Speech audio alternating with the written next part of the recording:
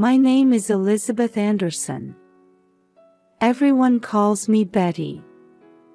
I just turned 65, but I still feel young at heart. I've been living alone since I lost my beloved husband George 3 years ago, but I don't have time to feel lonely. Even after retiring from my 40-year career as an elementary school teacher, I keep busy with local volunteer work and my book club. My motto is, life is a continuous learning experience. George used to laugh and say, you can't stop being a teacher, even in retirement, can you? My greatest joy is spending time with my son Michael and his family. Especially my 3-year-old grandson Tommy, who's the light of my life. Just seeing his smile warms my heart. Tomorrow is Tommy's 3rd birthday. I'm so excited already. Michael and Sarah seem to be busy with work, but we're planning to celebrate together over a video call. Yesterday, I went shopping for presents. I bought a dinosaur picture book and a cute dinosaur stuffed animal, both of which Tommy loves. I'm already imagining how happy he'll be, and it fills me with joy. The morning sunlight streaming through the window woke me up. I glanced at the clock. It was only 6 a.m. But today is Tommy's 3rd birthday, and I'm too excited to sleep any longer. I got out of bed and made some coffee first thing. With a warm cup in hand, I headed to the living room. On the table lay the presents I had carefully wrapped last night. I couldn't help but smile. At 8 o'clock, I started preparing for the video call. I turned on my new tablet and checked the connection. I fixed my hair and put on a bright cardigan that Tommy likes. I hung Tommy's favorite dinosaur picture in the background. At 9 a.m., the appointed time, I nervously pressed the call button. As the ringtone sounded, my heart started racing. The screen brightened, and Tommy's face appeared. But at that moment, my smile froze. Tommy. My voice was trembling. The Tommy on the screen had white bandages wrapped around both eyes. His usual bright smile was nowhere to be seen. Grandma. Tommy's voice was small and shaky. Grandma, I can't see anything. With those words, I felt my world crumbling. Tommy, what happened? What's going on? I asked frantically. But Tommy remained silent, just trembling his small body. Michael? Sarah? Are you there? I called out desperately, but there was no answer. Around Tommy, there were no birthday decorations or cake to be seen. Just white walls and a dimly lit room. What kind of special birthday is this? Tommy, it's okay. Grandma's coming right away, all right? Tommy nodded faintly at my words. The video call suddenly cut off. I tried calling back, but couldn't get through. As my mind went blank, I immediately decided to take action. With shaking hands, I grabbed my car keys and rushed out of the house. It's a 3-hour drive to Michael's house. On the way, I called Michael and Sarah's cell phones multiple times, but neither answered. Anxiety and fear spread through my chest, but I told myself I needed to stay calm for Tommy's sake. 3 hours later, I arrived at Michael's house. I knocked on the front door, but there was no response. "Tommy." "It's Grandma," I called out, and I heard a faint noise. Deciding it was an emergency, I used the spare key I had been given before to enter the house. In the dim interior, I found a frightened Tommy. "Grandma." Tommy ran towards me, crying. "It's okay, Tommy. You're safe now." I hugged my grandson tightly. I carefully removed the bandages from Tommy's eyes. Fortunately, there didn't seem to be any major injuries, but there were bruises around his eyes. Anger welled up inside me, but right now, calming Tommy down was the priority. "Tommy, let's go home with Grandma," I said gently while quickly packing his things. Before getting in the car, I called the police and Child Protective Services, briefly explaining the situation. Following their instructions, I decided to move Tommy to a safe place. As I drove, my resolve solidified. What should I do next to uncover the truth and protect Tommy? It's going to be a long night. By the time I brought Tommy back to my house and finally settled him down, it was late into the night. After gently tucking him into bed, I returned to the living room, feeling almost crushed by heavy fatigue and anxiety. Gazing out the window, I desperately tried to figure out what to do next. I still couldn't reach Michael and Sarah. Where on earth were they? And why had they left Tommy in such a state? Questions kept piling up. I took a deep breath to calm myself. "Stay cool, Betty," I told myself. From my years of teaching experience, I knew the importance of remaining calm in difficult situations. First thing in the morning, I called Child Protective Services and gave them a detailed explanation of the situation.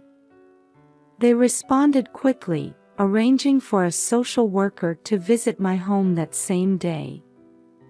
Next, I contacted my friend Judy, who lives near Michael's house. "Judy, it's been a while," I said over the phone. Judy sounded surprised. "Betty, what's the matter? Did something happen?" I took a deep breath and briefly explained the situation. Judy's voice was clearly shaken. "Actually," Judy began hesitantly, "things have been strange at Michael's house lately. There's been crying at night, and the curtains are always closed, even during the day." This information amplified my anxiety. After that, I started gathering bits of information from other neighbors. Recent observations of Michael and Sarah, the frequency of their outings with Tommy, noises at night, each piece was like a small part forming an ominous bigger picture. After the social worker's visit, I steeled my resolve. To uncover the truth and protect Tommy, I needed to investigate more thoroughly. The next day, I visited Tommy's preschool. The principal, Mrs. Johnson, seemed surprised by my visit. "Mrs. Anderson," the principal said, "is this about Tommy? He's been absent for 2 weeks. His parents said he had a cold, but..." A cold? Michael hadn't mentioned anything about that. As I inquired further, I learned that Tommy's behavior had been gradually changing. Once an active child, he had become increasingly introverted, and sometimes had unexplained bruises. Next, I visited Tommy's pediatrician. While bound by doctor-patient confidentiality, the doctor, seeing my desperate state, offered some general advice. Recently, we've been particularly vigilant about not missing signs of abuse, the doctor said carefully. Especially unexplained injuries or sudden changes in a child's behavior are cause for concern. These words made my heart clench. As I continued my investigation, I discovered that Michael and Sarah were also having financial problems. There were signs of increasing monetary stress, such as Michael's unstable position at his company and Sarah recently quitting her job. Carol, Sarah's friend who works as a cashier at the local supermarket, also shared some concerning information. Sarah, you know, she's been acting strange lately, Carol said worriedly. She used to be so cheerful, but suddenly she became gloomy. And she stopped bringing Tommy along. But the most shocking information came from Michael's colleague at work. Actually, the colleague began hesitantly. I've seen Michael drinking alcohol during work hours recently. And one day, he accidentally showed someone a photo of his wife with bruises on her arm. The moment I heard this information, I felt something crumble inside me. The reality I didn't want to imagine was slowly being revealed. Back at home, organizing the information I had gathered, I couldn't hold back my tears. To think that my beloved son and daughter-in-law had fallen into such a situation. And above all, that innocent Tommy had become a victim. But now is not the time to be swept away by emotions. There's still more I need to do to protect Tommy and save my family. Gather evidence, report to the appropriate agencies, and confront Michael and Sarah. Looking out the window, I renewed my determination. I intend to do everything in my power to overcome this ordeal and rebuild our family. Faced with the mountain of information I had collected, I let out a deep sigh. Scattered across the table were notes, photographs, and copies of medical records. The reality these pieces of evidence pointed to was far beyond my imagination. How did it come to this? I muttered, reviewing the documents again. Records of Tommy's injuries, testimonies of Michael's drinking, statements from friends suggesting Sarah's depression. All the pieces were pointing to a painful truth. I decided that to handle this situation properly, I needed expert advice.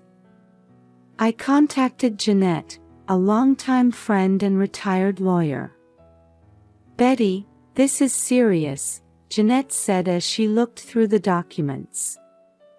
There's a high possibility of child abuse. Legally speaking. As I listened to her explanation, I took notes frantically. Child Protective Services, temporary custody orders, and potential criminal charges. These words were becoming frighteningly real. But first, you should confront them, Jeanette gently added. There's still a chance to repair the family bonds. Her words gave me a glimmer of hope. The next day, unexpected information came in. A phone call from my old friend John. Betty, I heard Michael and Sarah are coming back on a cruise ship the day after tomorrow morning. My heart raced. The time for confrontation had finally come. Thank you, John, I replied, taking a deep breath. I'll go to the port too. After hanging up, I started preparing. I put the necessary documents in my bag and packed a change of clothes. And I didn't forget Tommy's favorite stuffed animal. I looked at my reflection in the mirror. My face looked tired, but my eyes showed strong determination. "I'm ready to meet you," I murmured to the mirror. As the night deepened, I spent a sleepless night. In my mind, the scene of tomorrow's confrontation played over and over. Anger and sadness, and above all, a strong desire to save my family, all intermingled. The next day, as a final preparation, I spent precious time with Tommy. The bruises around his eyes were fading, but the wounds in his heart were still not healed. "Tommy, let's go meet Daddy and Mommy with Grandma, okay?" I spoke gently. Tommy looked anxious but nodded slightly.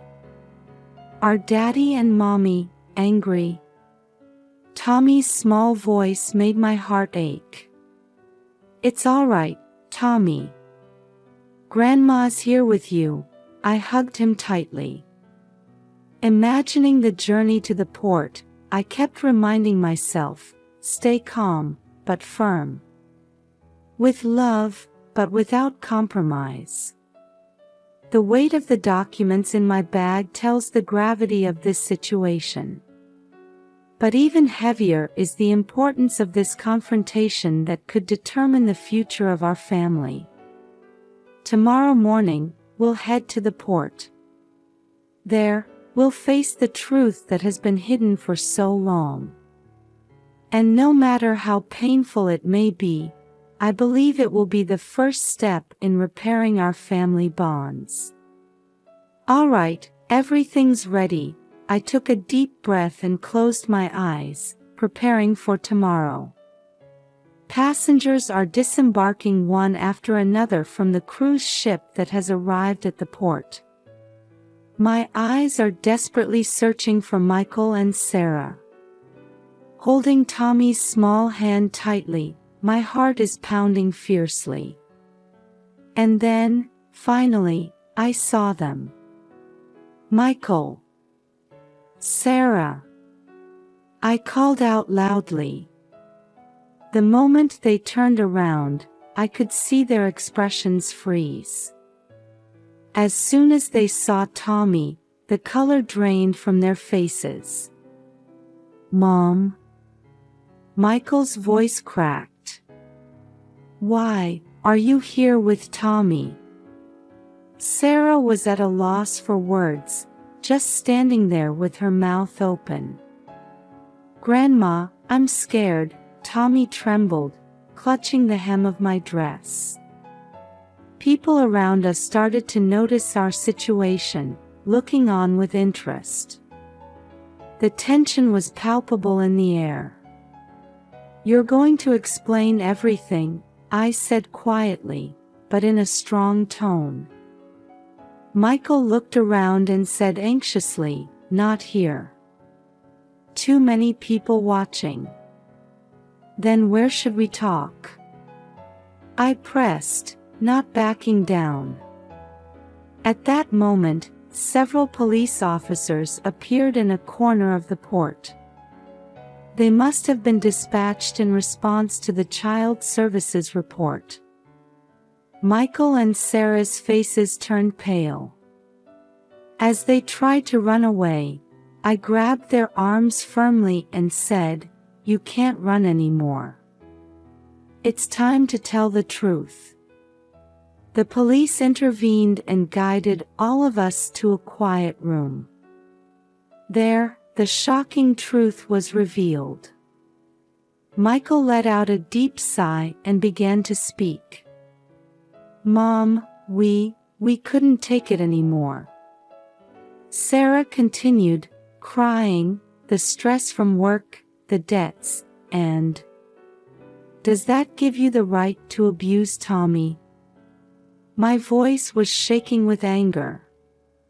Michael covered his face and said with a choked voice, "At first, it was just scolding. But gradually, it escalated. One day, I impulsively Michael's voice broke off. I pushed Tommy hard. He fell and hit his eye. I was overwhelmed by a complex mix of emotions, anger, sadness, and love for my grandson.